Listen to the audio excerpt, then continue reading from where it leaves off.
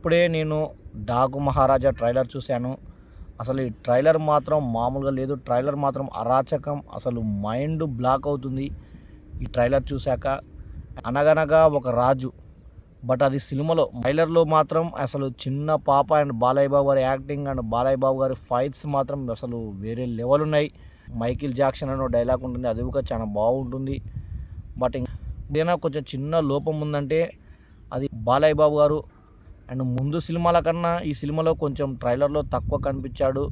అలాగే మన ఆంధ్రలో సంక్రాంతి ఎంత ఫేమస్ అండ్ ఈ తెలుగు 2 రాష్ట్రాలకి బాలయ్య బాబు గారు అంటే ఒక అంతే ఫేమస్. ప్రభాస్ డయాట్ ఫ్యాన్గా చెప్తున్నా. అసలు ఈ మూవీ మాత్రం మైండ్ బ్లాక్ అయితే చూసే ఆడియన్స్కి. ఎందుకంటే మనం ఇది ట్రైలర్లోనే తమనన్న ఈ మ్యూజిక్ ఇచ్చాడంటే మరి ఇంకా రేపు పొద్దున మూవీలో ఏ బ్యాక్గ్రౌండ్ మ్యూజిక్ ఇస్తాడో అది మన ఊహకే వదిలేస్తున్నాడు.